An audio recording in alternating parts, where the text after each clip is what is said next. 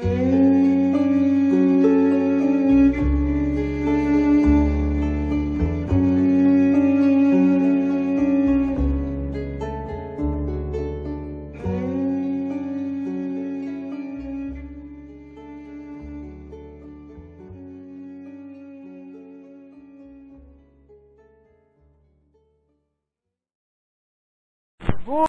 cher ami suisse.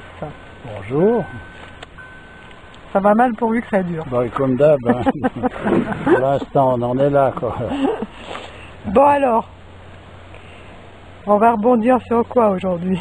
Je sais pas, il y a eu quelques commentaires concernant des textes du Coran qui ont été pipés. Il y a eu un personnage qui parle de la Kundalini, il y a pas mal de choses, alors je sais pas. Hein. Bon, on commence par quoi? Les textes du Coran. Voilà, alors, oui, alors bon... Moi j'ai bien apprécié la contre-analyse faite par le gars qui analyse donc cette émission-là d'Arte. Tout à fait. Qui est quand même une belle propagande. Hein. Disons qu'en tout cas, c'est le personnage qui est venu faire cette contre-analyse, il est très cohérent. Tout à fait. Donc après, d'ailleurs je ne vois pas pourquoi est-ce qu'il faudrait prendre en considération des prétendus savants occidentaux qui recherchent avec le carbone 14 ou je ne sais pas quelle histoire, l'authenticité d'un texte ou d'un autre. Normalement, il ne faut pas tenir compte de ces choses-là. C'est pas le profane qui va commencer à décider de ce qui est sacré ou pas. Le sacré se détermine par lui-même. Il y a pas, il y a un moment donné, qu'est-ce qu'ils veulent faire et quelle importance ça peut avoir qu'il y ait eu des changements dans des mots ou des virgules, je sais pas quoi.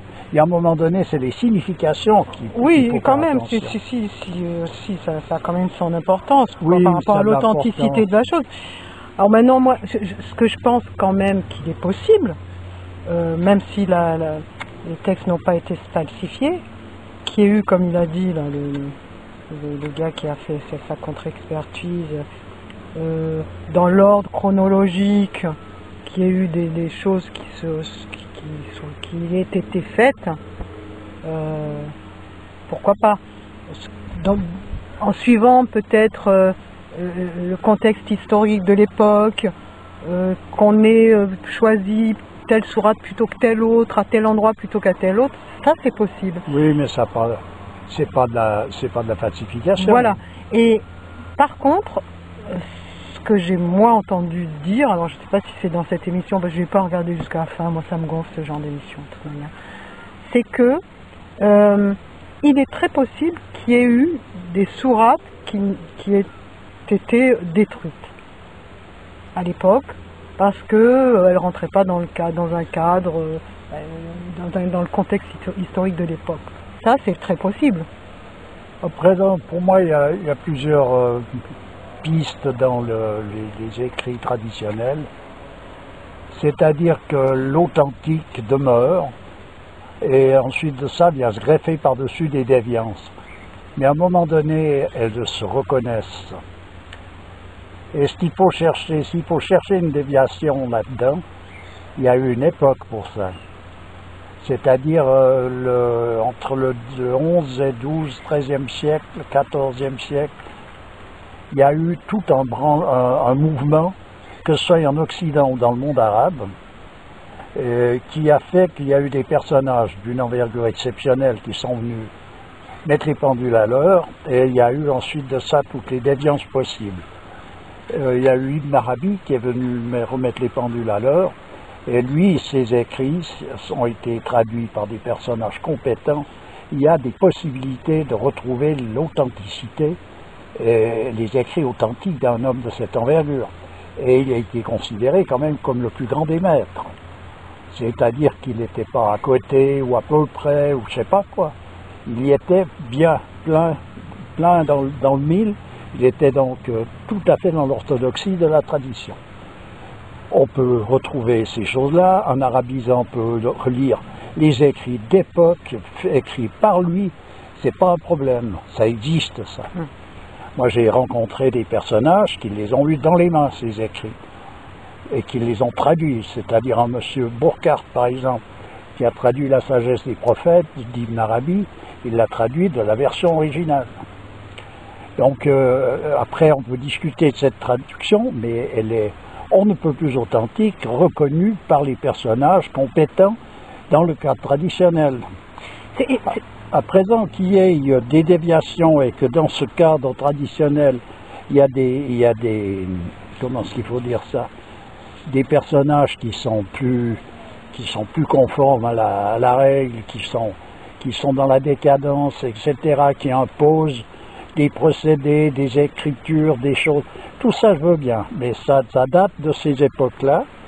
Il y a eu la même chose en Occident, dans le monde chrétien, ça s'est arrêté au Moyen-Âge. Mais justement, c'est étonnant que tout cet élan d'authenticité ait précédé justement la mise à mort de ce monde sacré, puisqu'au XVe siècle, tout a basculé vers le monde profane. Ben voilà, parce que si à un moment donné, c'est le temps pour ça, le temps viendra où ceci ou cela, c'est écrit dans tous les cas traditionnels. Donc, il y a un moment donné, le monde chrétien a disparu de la circulation au Moyen-Âge, et dans l'islam, il faut se cramponner à la barre pour rester un peu dans l'authentique. Parce que quand je regarde les traductions du Coran faites en français, ou je ne sais pas, moi je suis pas arabisant, donc faites en français, pour moi ça ne peut pas faire. Mais même l'interprétation d'un arabisant des écrits coraniques est tronquée. Oui, parce que c'est la mentalité qui est tronquée. Alors c'est pas le Coran qui est tronqué, c'est la signification de ce que représente le Coran qui veut être exprimée par des personnages qui finalement ont perdu de vue la signification originelle. Bon, tout ça, on en avait parlé, que l'homme moderne n'a plus la connaissance de la symbolique d'antan. Et ben donc après, c'est des interprétations qui rentrent plutôt dans un cadre d'ordre psychologique, c'est-à-dire avec tout le moralisme que ça contient. Il ne faut pas faire ci, il faut faire ça, voilà, parce que... L'interprétation se fait en fonction des lunettes déformantes que chacun a, de ses limitations. Voilà. Alors moi, je préfère, disons, personnellement, mes références sont celles que j'ai données déjà à plusieurs reprises sur les constats. C'est des personnages qui, pour moi, sont le parfum de l'authenticité. Et puis, bon, moi, je les ai connus et rencontrés pas simplement par les écrits, simplement par des discours concernant la tradition. Moi, je les ai côtoyés dans le quotidien.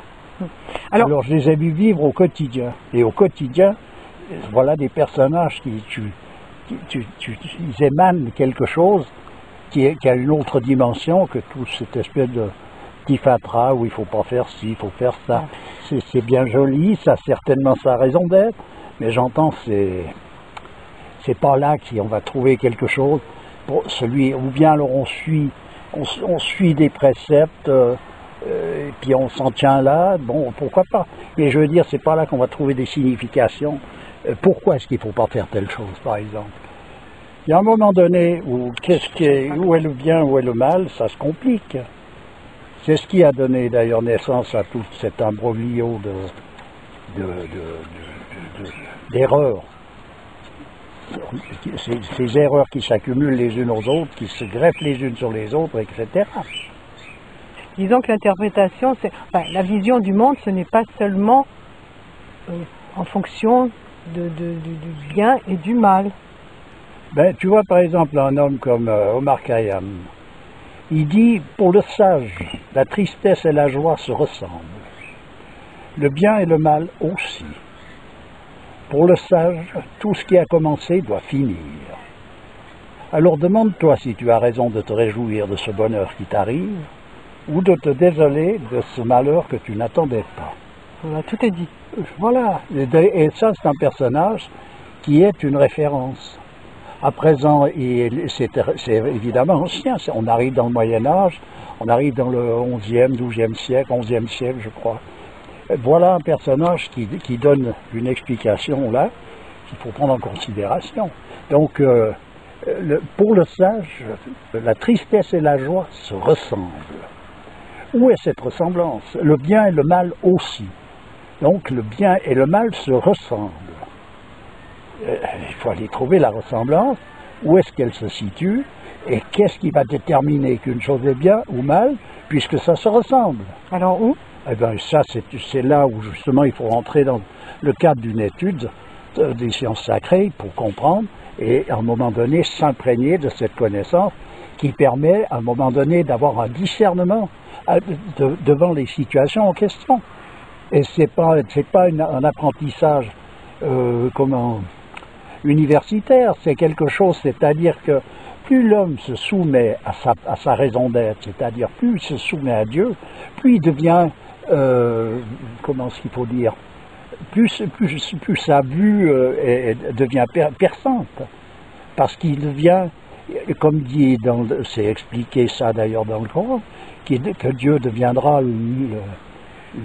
l'ouïe avec laquelle le personnage entendra, ça sera la vue, c'est la vision de Dieu qui va se manifester à travers les yeux du personnage, ouais. Parce que lui, il disparaît pour laisser place au maître. Alors, cette vision du bien et du mal imbriquée, moi je la vois un peu dans la symbolique, là, dans le symbole du yin et du yang.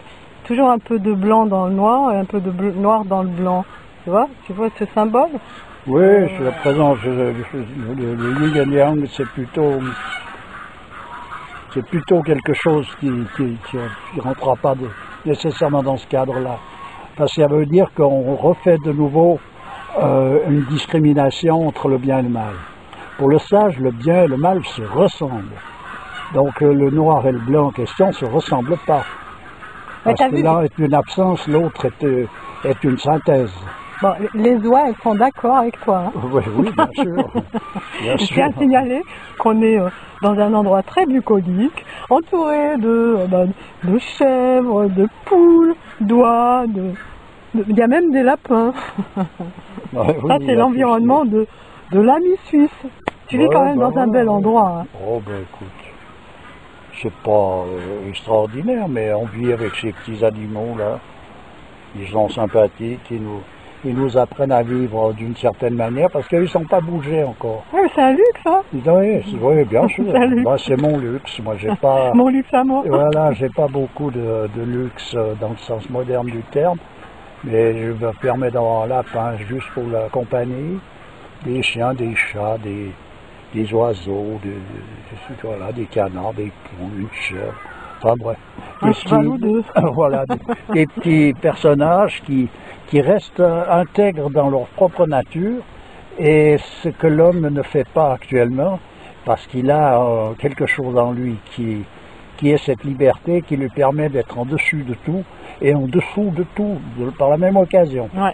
Et actuellement, on baigne en dessous de tout, même au-delà, si je dirais. Oui, parce qu'on est vraiment c'est quelque chose, il ne faut pas se référer à ce qui se produit actuellement.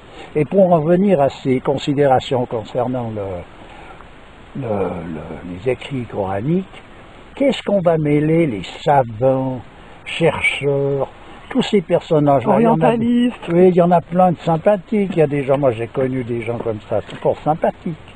J'ai connu aussi un personnage qui s'occupait des pyramides. Qui était un personnage c'était la clé. Oui, il a des pignons sur rue. Voilà, mais j'entends, ça n'a aucun rapport avec ce qu'on cherche quand on cherche une signification concernant quelque chose de sacré. Rien. Justement,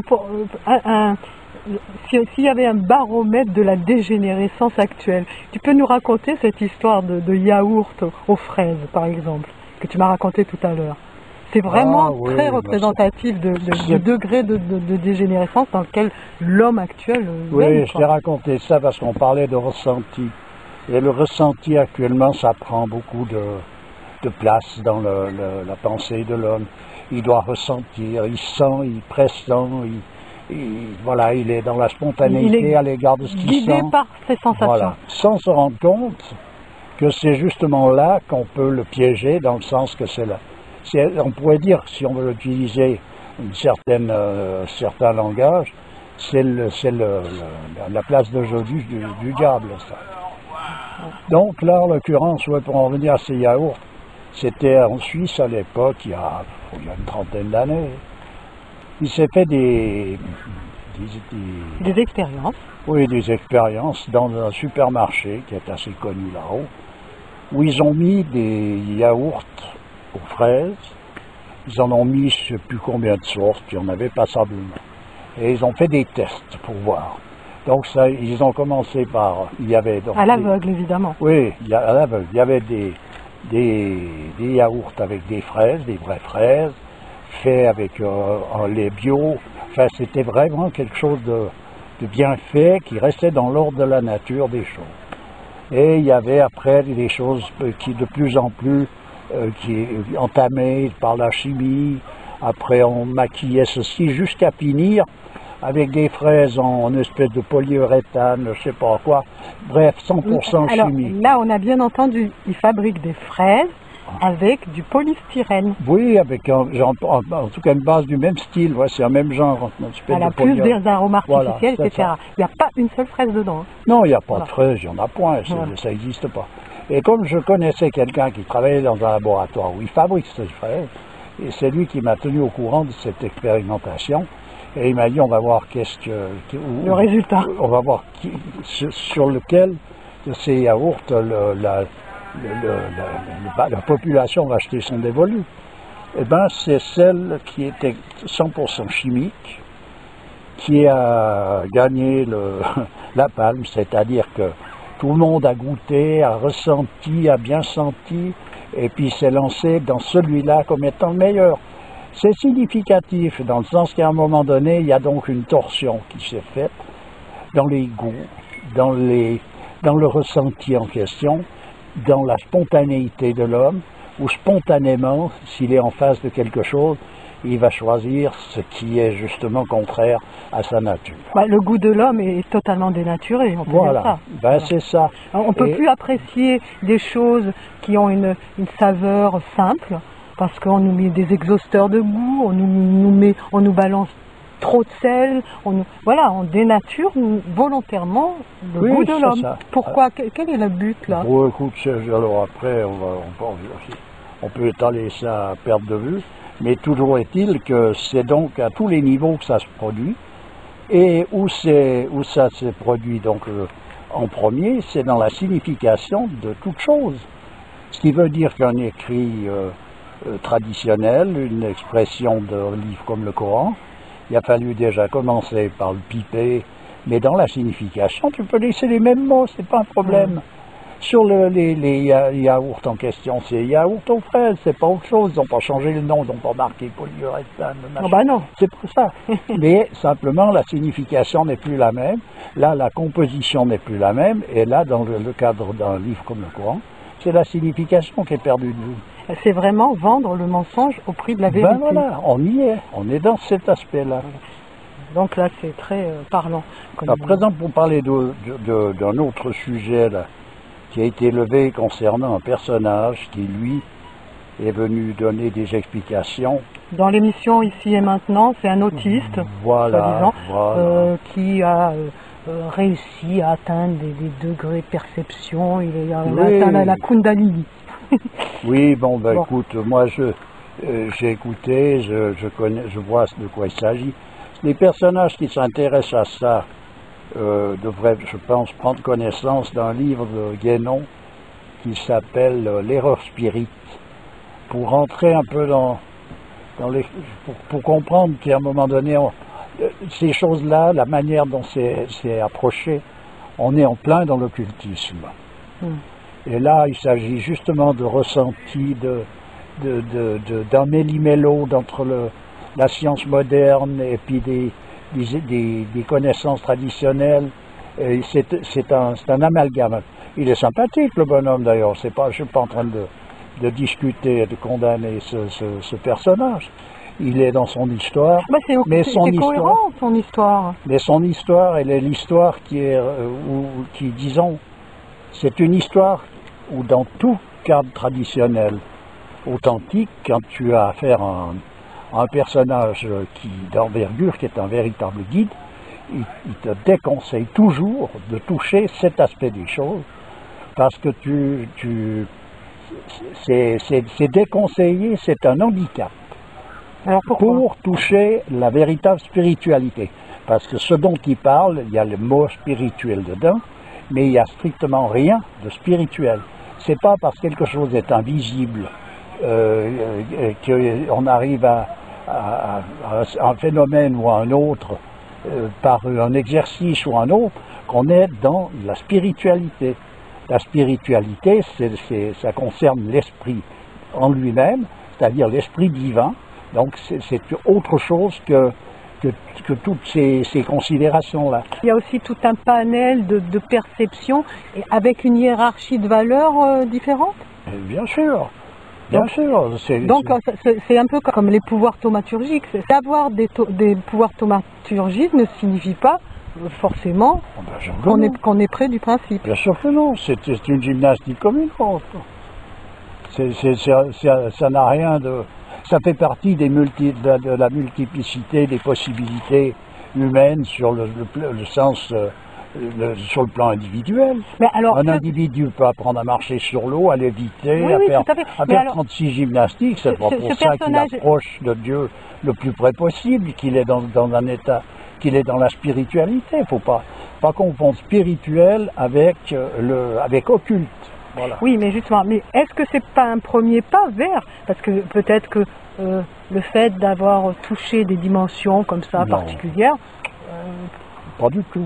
Ça peut être un premier pas vers justement une encouble, parce que c'est vaste, et tu te perds dans un rouage qui comporte toute une illusion, et puis d'ici que tu aies fait le tour de cette illusion, tu auras perdu ton temps. Ça reste illusoire par rapport au principe en question et par rapport à ce que l'homme est censé rechercher pour retrouver sa position originelle. Est-ce que c'est vraiment... est-ce qu'il n'y a vraiment aucune possibilité de retomber sur ses pieds quand on passe par ce chemin-là? Aucune. C'est pas qu'il y a aucune. Voilà. C'est pas qu'il n'y a aucune possibilité. L'histoire n'est pas là. C'est simplement pas recommandé.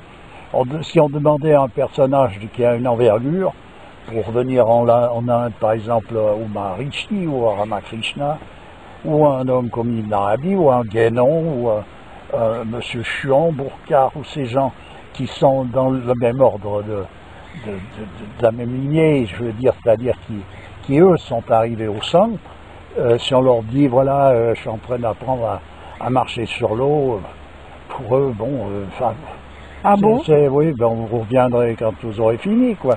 Je veux dire, ça n'a pas... C'est pas une démarche spirituelle, ça. Démarche spirituelle, c'est l'effacement d'un personnage.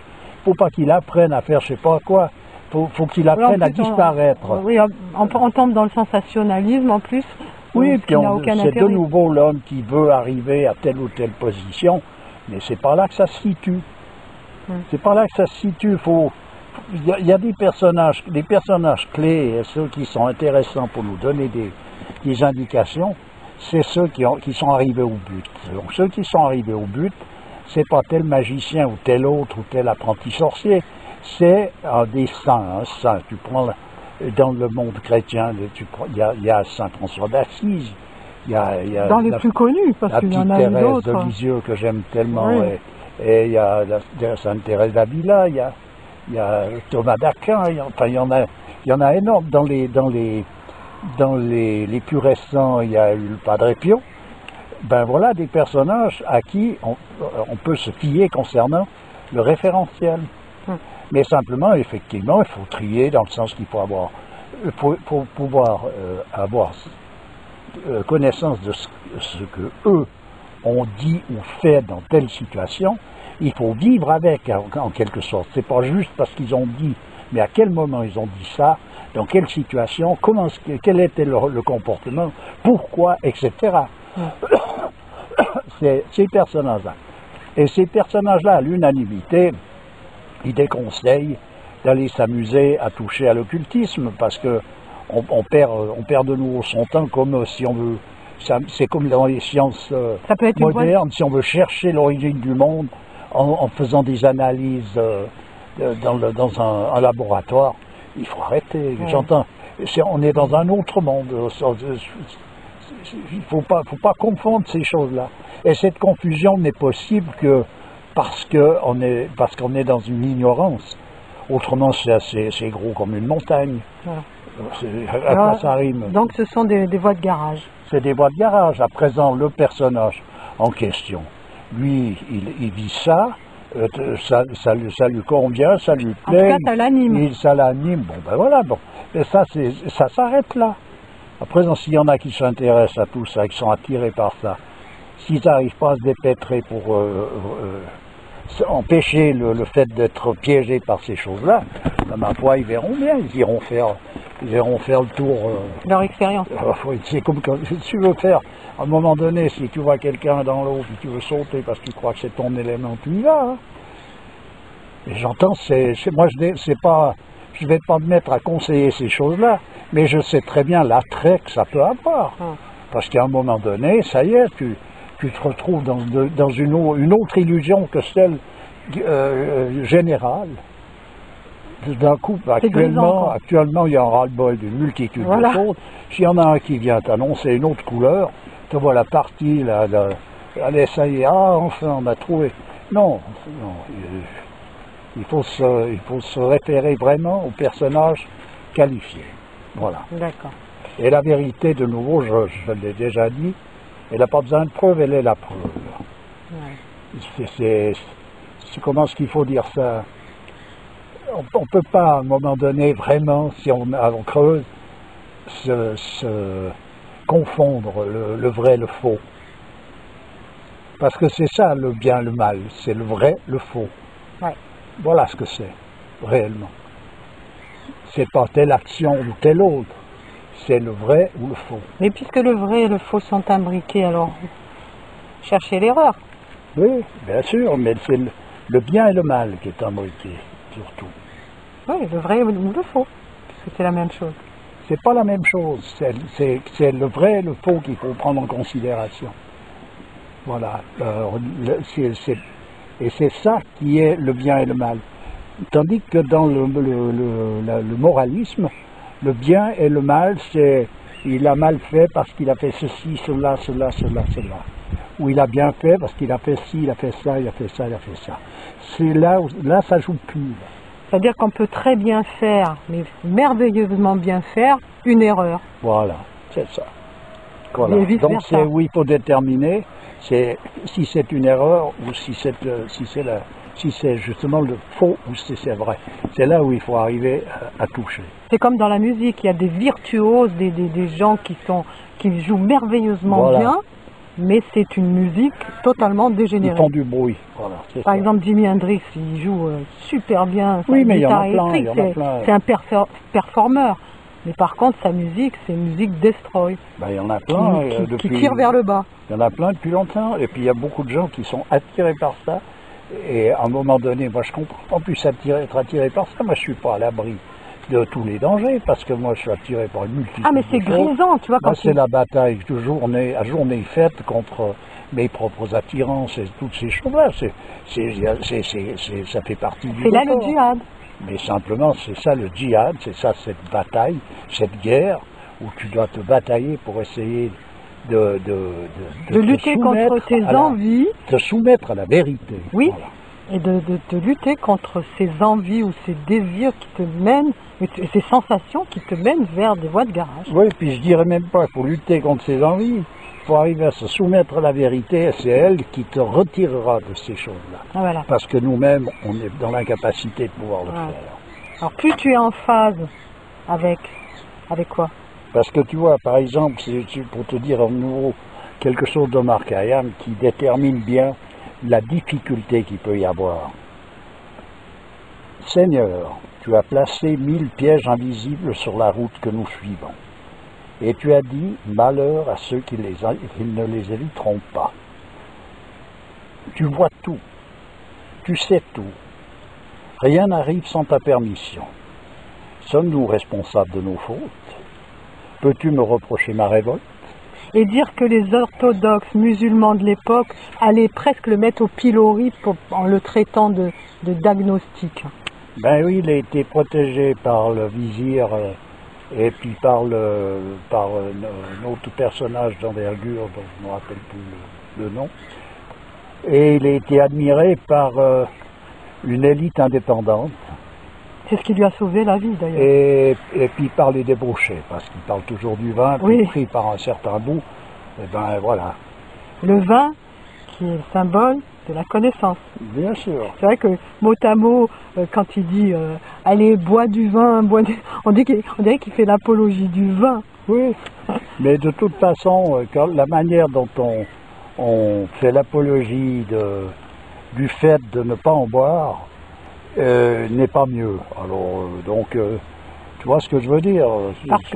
Parce que c'est bête et méchant. Je veux dire, c'est bête. C'est quelque chose c'est une incitation à justement se marginaliser par rapport à un précepte qui peut tenir debout fondamentalement, mais présenté de cette manière-là, t'envoies tout dingue. La preuve, c'est que dans les pays musulmans, qu'est-ce que ça y va au niveau de l'alcool? Je veux dire... mais c'est normal. C'est normal. J'entends, ça a été poussé. Hein, il y a eu une incitation à boire de l'alcool dans ce moralisme. C'est quand même gros comme une montagne. Si on ne le voit pas, je ne sais plus ce qu'il faut faire. C'est un peu le principe du fruit défendu qui donne envie vraiment d'aller transgresser. Oui, puis le présenter de cette manière-là, et puis le reste présenté aussi de manière arbitraire. En somme, on vient te dire qu'il ne faut pas faire telle chose, alors que celui qui te le dit, il a une attitude qui est pire que s'il aurait meilleur temps, lui, d'être bourré du 1er janvier au 31 décembre, il ferait moins de mal que simplement avec sa verve là, et sa manière d'être qui est complètement arbitraire.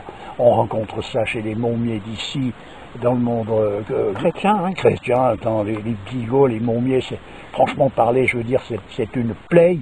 C'est pire que tout. C'est la peste. C'est la peste. Et les Émirats avec leurs prêches. Oh oui, voilà, donc on est... C'est grosse mascarade. Donc il ne faut pas prendre ça en considération, ni pour, ni contre.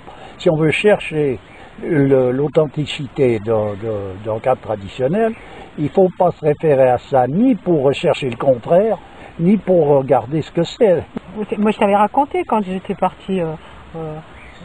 au pèlerinage de la Mecque, et que dans l'aéroport, quelqu'un qui allait faire le pèlerinage s'est présenté, il était bourré, mais bourré. Tu sentais que le gars, et le gars, il allait faire son pèlerinage. C'était peut-être un vrai croyant. Apparemment, c'était un vrai croyant. Je vais te dire, pour être bourré comme ça, puis prendre l'avion pour aller faire un pèlerinage, il faut déjà y arriver. Alors là, je me suis dit, lui, il va être obligé de faire un sevrage instantané en arrivant là-bas. Je vais te dire quelque chose sur le vin d'Omar Khayyam. Vous dites que le vin est le seul baume. Apportez-moi tout le vin de l'univers. Mon cœur a tant de blessures.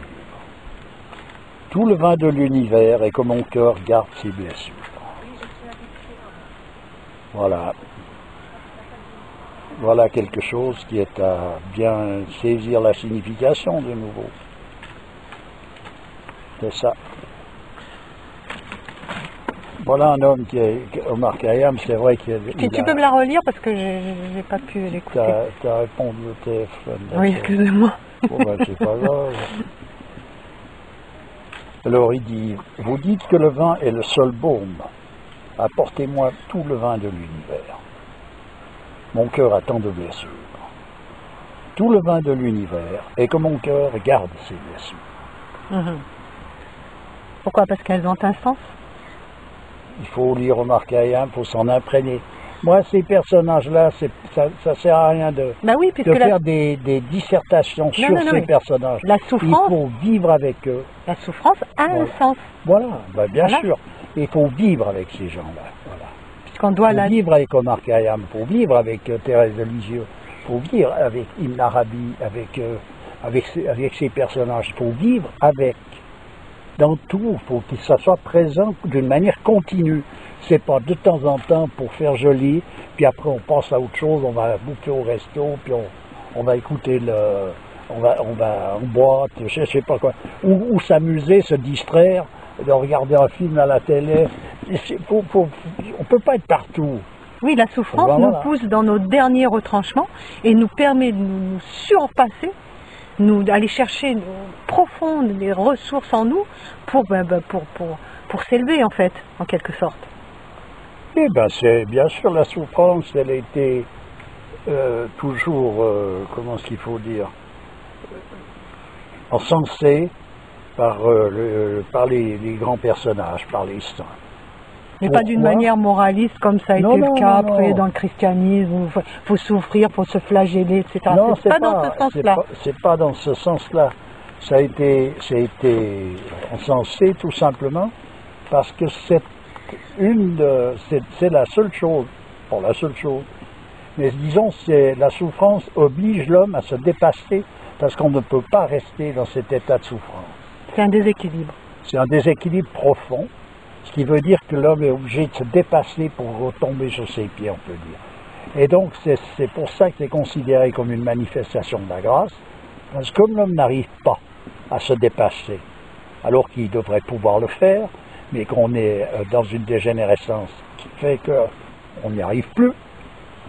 Donc, ça veut dire que la souffrance est la grâce qui nous permet, qui nous y oblige. Donc, on va se retrouver être dans l'obligation de se dépasser, puisqu'on n'arrive pas à le faire soi-même. Voilà pourquoi c'était considéré comme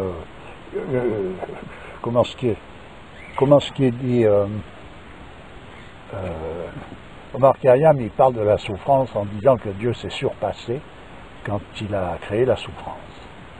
Je ne sais plus ce qu'il a dit. Et en même temps, quand tout baigne, quand tout va bien, il n'y a aucune raison de se remettre en question.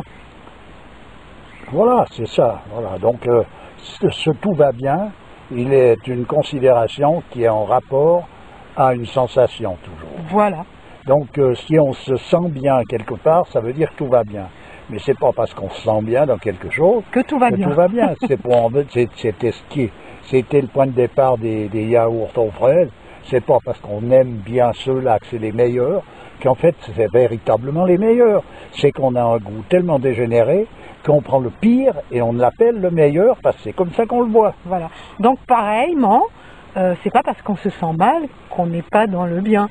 Bien sûr, mais à présent on cherche pas la souffrance, tu vas pas chercher à souffrir. Ah ben non. Moi j'y tiens pas, mais simplement pour savoir ce que c'est la souffrance et pourquoi est-ce qu'elle est présente. On pourrait dire, c'est sa raison d'être.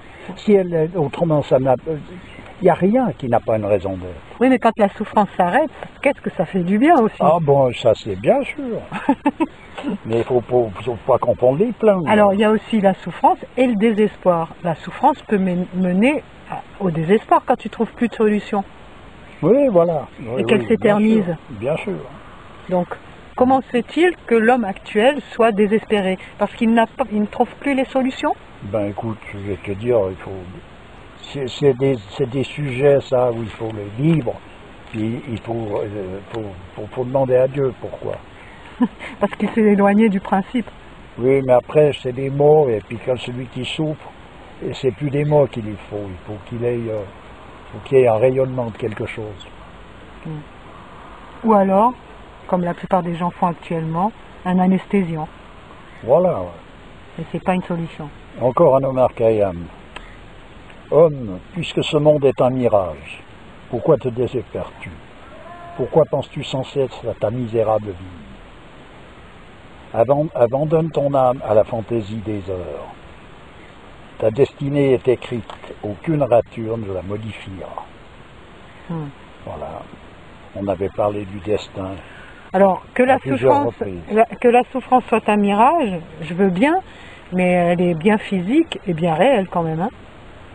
Ah ben bien sûr. La petite Thérèse, elle dit quand on souffre pour de vrai. Voilà.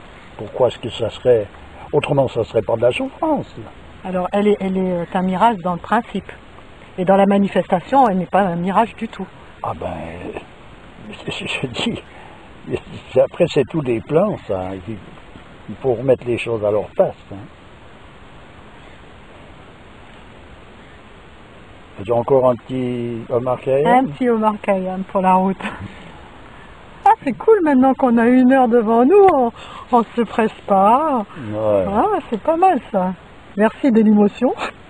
Derviche, dépouille-toi de cette robe peinte dont tu es si fier et que tu n'avais pas à ta naissance. Endosse le manteau de la pauvreté. Les passants ne te salueront pas, mais tu entendras chanter dans ton cœur tous les séraphins du ciel. Voilà.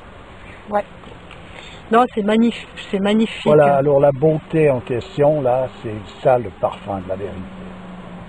Alors après, il faut arriver à creuser pour sentir ce parfum avec jusqu'au bout des cheveux, quoi. Mais c'est là où est la difficulté. Moi, j'aime ce personnage. Oh, d'ailleurs, tu as pu t'en apercevoir. Oui. J'aime. C'est des personnages qui me touchent direct. Voilà, il y a des personnages qui ont certainement la même envergure, mais qui ne me touchent pas de la même manière, parce que je ne suis pas sensible de la même façon. Mais un Omar Khayyam ou Thérèse de Lisieux, pour passer à des personnages qui sont finalement pas de la même époque, pas dans la même obédience, etc., mais qui touchent. Et ben voilà. Qui touche les choses d'une manière aussi Voilà. subtile. Voilà, j'aime beaucoup par-dessus tout aussi un personnage comme Ramana Maharshi, qui était en Inde, qui est décédé dans les années 50, 1950. Il y a un livre sur lui qui à mon avis, est incontournable, c'est le livre écrit par Arthur Osborne. Mais il faut tomber sur la version originale parce qu'il a été réédité, mais il a perdu un peu de son rayonnement. Il y a juste 2-3 virgules qui manquent ou qui sont pas bien placées, quoi.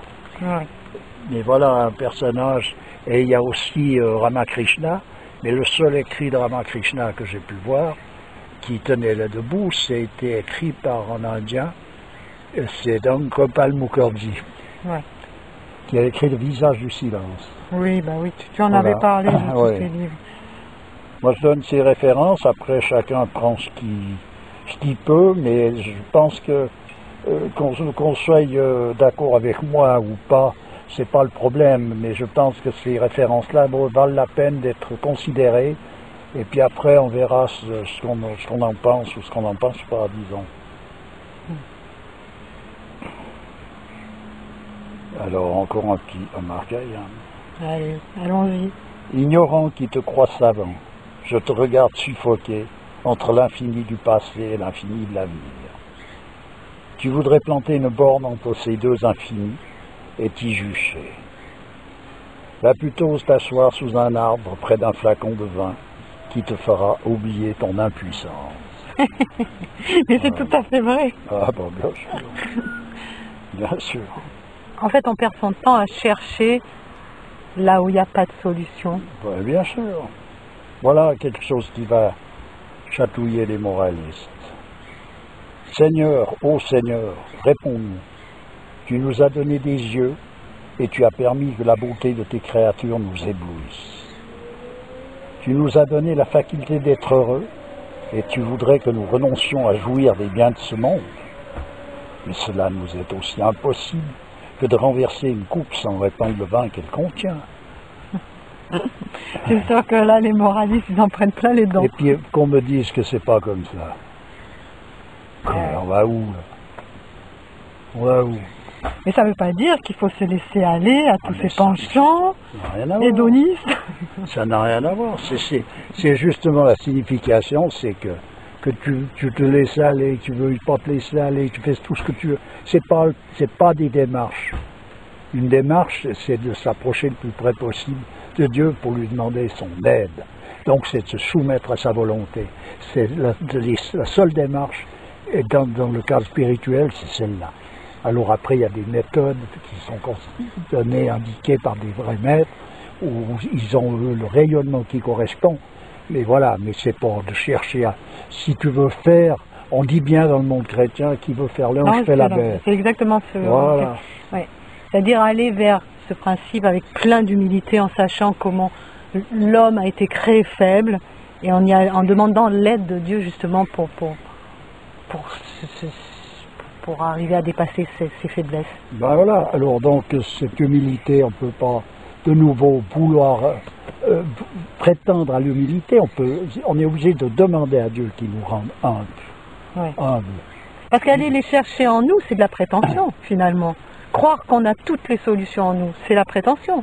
Qu'on a toute la force en nous, c'est de la prétention. Voilà, c'est vrai, mais c'est faux dans le sens que le en nous en question est à reconsidérer. Il ne s'agit pas de l'individu, mais il s'agit de l'être. Voilà. Si tu veux avoir la magnifique solitude des étoiles et des fleurs, romps avec tous les hommes, avec toutes les femmes, ne chemine près de personne, ne te penche sur aucune douleur, ne participe à aucune fête. Non, celui-là, je m'en rappelle. Et ben voilà. Oui, mais ça veut dire qu'il faut être ermite, plus rien faire, refuser toutes les invitations, plus faire la fête. Non mais j'entends, si tu veux... Je ne parle pas de la fête telle qu'elle est conçue actuellement. La fête dans la tradition, c'est quand même quelque chose qui a une valeur. Si tu veux avoir la magnifique solitude des étoiles et des fleurs, voilà ce qu'il faut faire. D'accord. Si tu veux pas avoir ça, tu n'es pas obligé de faire ça. Hein. D'accord. Mais j'entends, si tu veux avoir ça, ben voilà comment il faut faire. Ça ne sert à rien d'aller chercher ailleurs. Alors, de nouveau pour les moralistes... Ils en prennent plein les... Oh, mais écoute, plein leur grade. Non, je vais te dire, moi je trouve que c'est des cadeaux du ciel, ces choses-là, parce qu'on peut s'en servir quand même. Je bois du vin comme la racine du saule boit l'onde claire du torrent. Dieu seul est Dieu. Dieu seul sait tout, dis-tu. Quand il m'a créé, il savait que je boirais du vin. Si je m'abstenais de boire, la science de Dieu serait en défaut. Ah, elle est bonne. Tu comprends? Ouais. Oui, mais c'est de donner toutes les bonnes raisons de s'asseoir bien dans ces déviations-là, finalement. Non, pas du tout. C'est simplement remettre les pendules à l'heure, et puis pas toujours considérer. Moi, je vois, c'est comme quand on parle des disciplines monastiques, une chose qui est très, comment est-ce qu'il faut dire, qui a une envergure exceptionnelle, c'est par exemple le vœu de chasteté. Mais la chasteté, c'est pas simplement on a décidé de, puis tralali, puis tralala. Et puis c'est pas la chasteté faite par des personnages qui n'ont aucun attrait pour l'accouplement, c'est sûr qu'un impuissant les jeux de l'amour.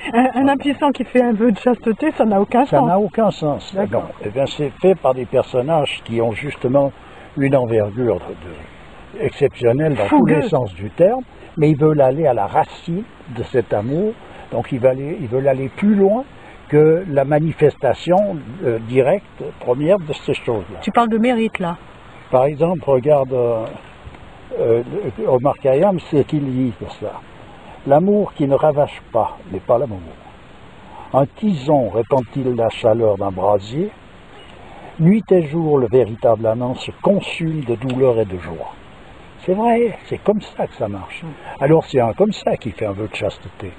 Pour les autres, ça n'a pas de sens. Ça me rappelle la parabole de Rumi, là, des papillons, les 3 papillons seul le papillon qui se lance dans la flamme de la bougie connaît le véritable amour. Les autres, les fleurs, les autres regardent, mais c'est celui-là. C'est le seul qui connaît véritablement. D'ailleurs, Ramakrishna parlait de ces papillons, ces insectes nocturnes qui sont attirés par cette flamme, la flamme d'une bougie. Et ils préfèrent périr dans le feu que de retourner dans l'obscurité. Voilà. Donc tu préfères périr dans la lumière que de retourner dans l'obscurité. Et bien c'est là où il y a c'est là où il y a une maturité véritable. C'est pas parce que si tu choisis d'aller vite te camoufler. On retrouve ça dans le livre des morts tibétains, quand ils accompagnent le mort après dans le bardo. Il y a pendant 40 jours, il y a un moine, voilà, il y a un moine qui accompagne son frère qui est mort et qui lui explique où il faut qu'il se lance, où il faut qu'il passe. Et c'est toujours justement où il faut qu'il parte dans cette lumière aveuglante, dans quelque chose où qui justement, comme pour le papillon, il se lance dans la flamme qui va le consumer.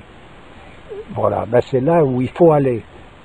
Alors qu'on a cette tendance là, il y a une tendance à un endroit où on veut sortir justement parce qu'on ne veut pas se lancer dans le feu. Voilà.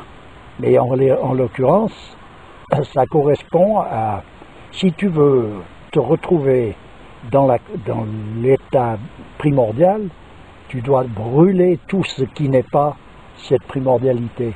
Et c'est ça, tu brûleras dans le feu de la connaissance. Alors le personnage autiste là, dont on parlait là, tout à l'heure, de l'émission Ici et Maintenant, en parle de ça. Tu te rappelles pas à un moment donné? Oui, non mais à un moment, il parle de la purification, justement, parce qu'il il est passé par tout un tas d'états, etc. Oui, c'est possible. Donc, quelque part, il a une perception aussi de certaines choses. Mais on peut discuter. Il y a des tas de gens qui discutent de tout dans le monde traditionnel, à l'égard du monde traditionnel. C'est pas les discussions qui sont intéressantes. C'est la finalité? C'est l'expérimentation personnelle d'une voix qui est une voix authentique. Voilà, donc tu suis la bonne voie pour arriver au bon voilà, but. C'est ça, et c'est là où on aboutit, parce qu'à un moment donné, ça sert à rien, les choses on peut les dire comme un perroquet, ou bien on peut les vivre. Voilà, c'est une autre histoire. On me dit, ne bois plus, Khayyam. Je réponds, quand j'ai bu, j'entends ce que disent les roses, les tulipes et les jasmins. J'entends même ce que ne peut me dire ma bien-aimée. Mais alors, attends, là je fais un parallèle avec tous ces fumeurs de pétards. Eux aussi, ils entendent plein de choses, ils voient plein de choses, leur perception est multipliée par, je sais pas combien, plus. Ils peuvent aussi avoir la même position. Ça montre bien que quelque part, c'est pas là qu'il faut chercher à savoir si une chose est bien, si elle est mal, s'il faut pas boire, s'il faut boire. On sait très bien que la boisson nous dégringole, que nous détruit, que de consommer des drogues. Il n'y a pas besoin d'avoir fait je sais pas quoi ou de faire des études pour savoir qu'on se détruit, qu'on se démolit. De toute façon, on y perd. C'est-à-dire qu'on est en train d'hypothéquer son existence, puis on perd tranquillement nos facultés. Puis voilà, donc ça, il n'y a pas besoin d'aller chercher bien, on le sait, c'est pas compliqué. Alors, mais simplement, de là à prétendre je ne sais quoi d'autre, de là à condamner celui qui a bu, qui considère que le vin avec une certaine dimension, le démolir comme les moralistes le font, c'est encore plus dégradant. Eux, ils sont irréversiblement détruits. Est-ce que ça peut être un viatique? Comment? Ce genre de palliatif? Je sais pas, moi je suis pas... Parce que, excuse-moi, mais quand Omar Khayyam parle du vin, là, maintenant, par rapport à ce que tu viens d'énoncer, évidemment, la symbolique, c'est la connaissance. Mais là, on a vraiment l'impression qu'il parle aussi du vin qu'il boit, quoi. Oui, ben bien sûr. La signification, il faut chercher ça dans l'étude des symboles, dans la tradition en question. Et on saura de quel vin il s'agit. À présent qu'on prenne à la lettre ça avec du pinard, on peut toujours tenter le coup. Hein. Omar Khayyam, c'est pas un poivreau. Bien sûr que non. Voilà. Donc, mais c'est quelqu'un qui devait boire, sans doute. Le vin, c'est la connaissance. L'ivresse, c'est l'amour. C'est revu et c'est entendu comme ça dans le monde chrétien, quand on parle du sang du Christ et du du pain et du vin dans la communion, on ne parle pas du pinard je sais pas quel, qui sort de je sais pas quel cadre. Oui, mais là, je vois voilà. pas, je vois pas la frontière, elle n'est pas nette pour moi. Ben, il faut la vivre, il faut vivre tout ça, il faut s'y imprégner complètement. Dans le tourbillon de la vie, seuls sont heureux les hommes qui se croient savants et ceux qui ne cherchent pas à s'instruire. Je suis allé me pencher sur tous les secrets de l'univers et j'ai regagné ma solitude en enviant les aveugles que je rencontrais. C'est de nouveau, donc, toujours, Omar Khayyam. Tu vois un peu le... Je vois. Et à un moment donné, il a posé toutes les questions qui étaient là pour remettre en question tout cet aspect rigide du moralisme. Tu vois? J'en dis encore une. Oui, je crois que ça va faire 1 heure là qu'on blablate. On parle du Créateur. Il n'aurait donc formé les êtres que pour les détruire, parce qu'ils sont laids. Qui en est responsable? Parce qu'ils sont beaux? Je ne comprends plus. Enfin voilà. Ok, bah écoute, je te remercie beaucoup.